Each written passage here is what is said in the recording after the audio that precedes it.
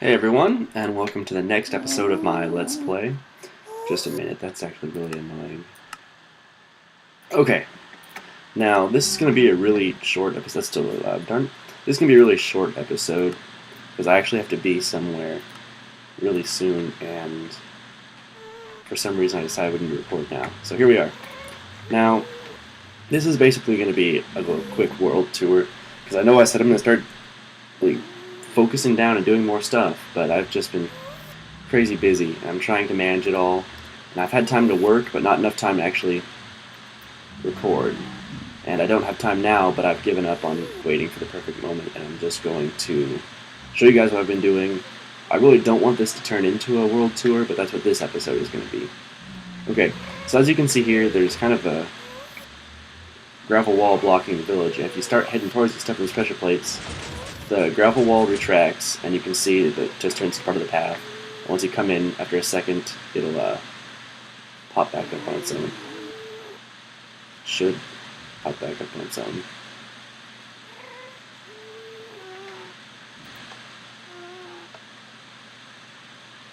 Darn it. Anyway, started working on a second house. I'm cleared out some more area. I'm trying to put grass down. So this is going to be a really big project. Why the heck is that not working? I've never had that not work. Of course, the moment I start recording, it decides to mess up on me. Well, I was gonna go down and show you guys what I did to make it work anyway.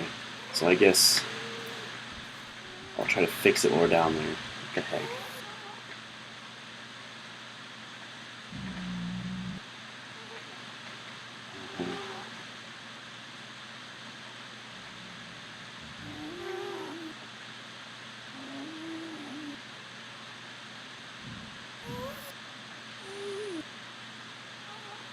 Oh, wait. I think I know what the issue is. Darn it. Okay, I think that was just a user error. Let's see if I'm right.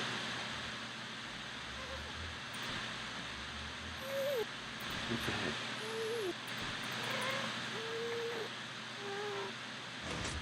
the heck? There we go. Okay. I think I was standing on the pressure plates too long. I'll explain this in a second here. So I have a triple piston extender here with a gravel on top of it.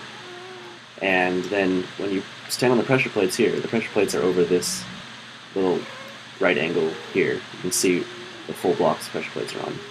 And that sends a pulse. Here, come up here so you can see better. Oh, jump button, not working. There we go. Okay, so when you stand on there, it sends a pulse into this supercharged T flip-flop. And it's supercharged because it responds faster. And so once you send the pulse in, it moves the block over to here, and then it sends a signal down this line of redstone repeaters here, and then it eventually winds its way back up to here and sends another pulse, which flips the T flip-flop again and closes, or re-extends these pistons. So, anyway, so when you press the button, it disconnects power from here, and the power from goes here, it goes to these pistons and extends them. And triple piston extenders aren't the easiest here. As a matter of fact, I can demonstrate how they work here. Press the button. So you can see they retract and pull each other down, so the gravel's all falling down, and then they all extend back up there. So yeah, that's what it looks like from me. And it's actually set on a delay, that way when you press the button up there, and you walk out, you don't flip the T flip-flop twice. So, there we go. So you can see that. Allows it long enough to get in, then it re-extends and pushes the gravel back up. And that's what that looks like from the surface now. Now, the reason I did this is because once I have the villagers in there, I'm going to need a way to keep them in, and they can, go through doors. So I figured this was the easiest way to do that. And there you go. So yeah, I've done a little bit of clearing here, started another house. Not a whole lot. Went through a whole diamond pick, and that's about how much I got. So, not bad. Come on this way. Okay. Yeah, that works now. Okay. We'll stick in the nether for a while. Actually, while we're here, I'll show you what else I've done in the other above world. Nothing's really changed here. I went back into the snapshot now that they've fixed some of the XP issues with spawners and all that stuff. went back in the snapshot, so now we've got our item frames back to designate what's in what chests, and I like it a lot. And so I'm starting to work on incorporating that in the storage room. Takes a lot of leather though, so haven't gotten a lot done with there. Okay, so we're going to go to the above ground world here, and I'll show you what I've been doing in the above world. Now, if you remember, I have the typical just village in the nether, and then in the real world I wanted, and I'm staying here because I don't want you to see it, and in the real world I wanted what would be a village in the nether, at least what I thought a village in the nether would look like. Okay, so we come up here, and this is actually the inside of a house. This is where, I mean, there's the path going down to our mines are, so you can kind of get a feeling for where this is where the house used to be. And now it's kind of a nether brick, stone brick house. And I come out here into the nether village that I've been working on a bit, and this is what it's going to look like. Instead of wheat farms, there's going to be nether wart farms, and the gravel's probably going to be nether rack.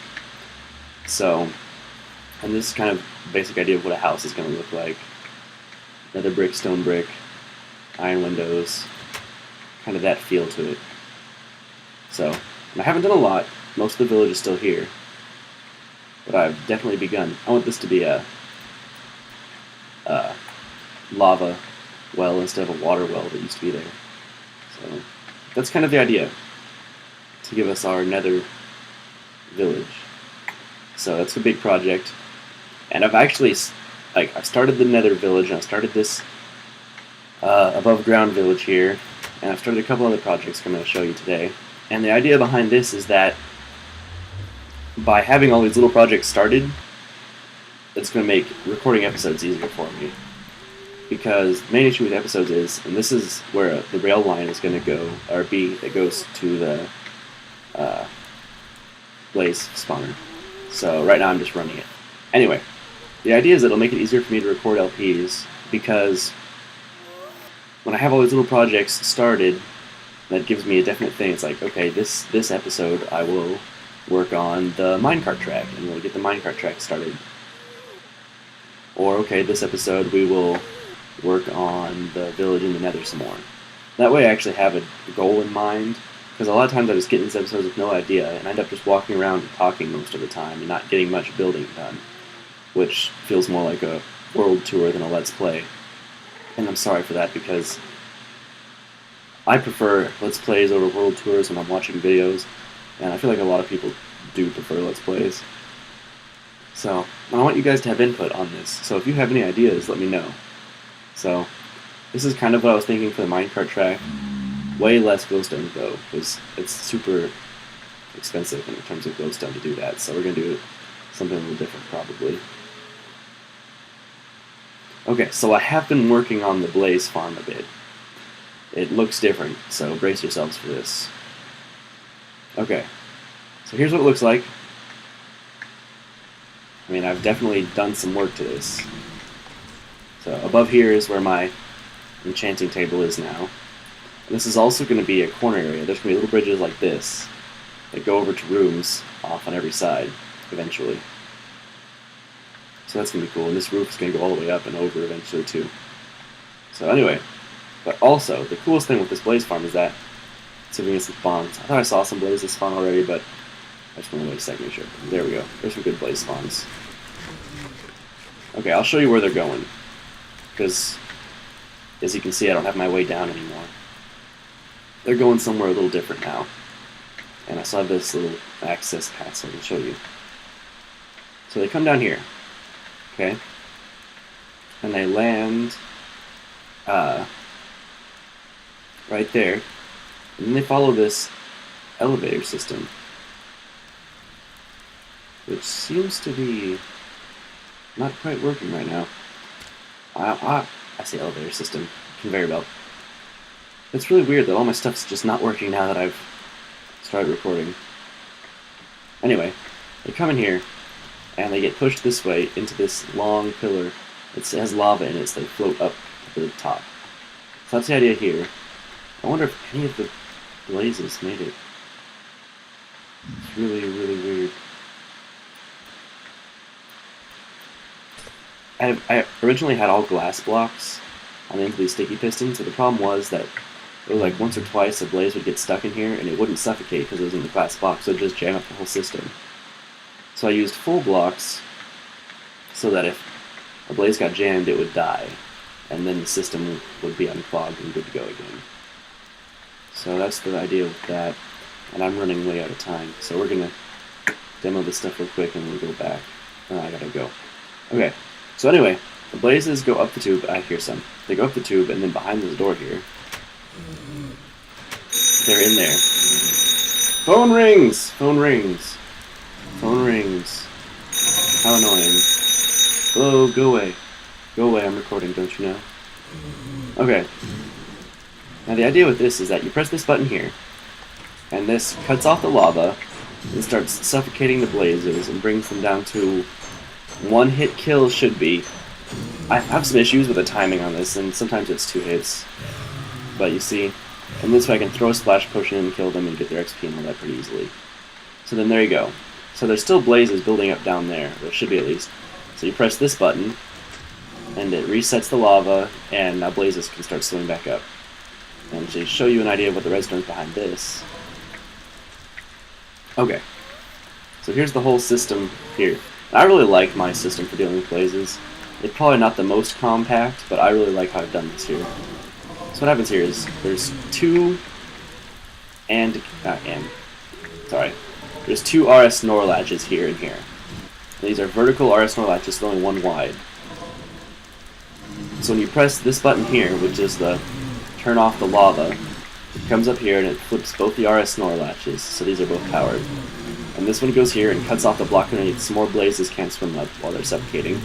And it goes to this piston here, which extends and starts suffocating the blazes. And this is connected to the second RS NOR latch, which is on a timer here. And once the timer runs out, it'll retract the piston. At the same time this is being pushed out, signal goes to here with a little monostable circuit, which pulses the dispenser and sucks up the lava. And when you press the second button, once you're done collecting everything, it retracts this block, pulses this dispenser again, and more lava comes out, and it's ready to go again. So that's how that works. I'm pretty happy with how that came out, actually. And I don't have any smooth stone. Darn it. We'll fix that later. Because we got more to show, and I have little time. Okay, so that's that. I like that. Liked it a lot. It's starting to really come along. I don't remember if I showed you guys this. I think I might have already. I think I actually definitely did. Cow farm. Still just cow farm. I'm gonna cough. Ugh. Sorry about that, guys. Okay. That was weird. Okay, anyway. This has changed a lot. A lot. So here's the startings of a big... This is kind of where my factories and stuff are, I think. Over here, there is this is my furnace building. When you come in here, it's going to eventually have this whole wall full of furnaces, so you can just cook. There's rods in there. So that's the plan for this building. Very simple, just furnace building. Wheat farm. I'm going to have a giant pixel art piece of wheat up here. And I'm working on getting all the colors, and I still have a little ways to go still, but that's the idea. Pixel art wheat farm. I need to fix that lightning bug, it's annoying. So yeah. And I'm sure I've already showed you guys this, but I'm going to give a quick demo anyway. So, actually there's not even any wheat there for harvesting right now. But yeah, wheat farm. It's really, the design is simple, extra layers. You could build this way up and have a giant one if you want. I think this one layer is going to be plenty for me, because I don't plan on wheat being my main form of food. But no Minecraft world is complete without a wheat farm, right? Okay. Over here, I really want that to be a giant skeleton at some point. But that's a lot of wool. I have cocoa beans growing there. Anyway, I found a skeleton spawner, and I hollowed out the ground above where it's at a lot. There's the spawner down there. I hollowed all the way up. So I eventually want a skelly harvesting system, because skeletons are the only mobs that come in dungeons that I really care about. Because they have decent XP, they drop arrows and bone meal. So that's good.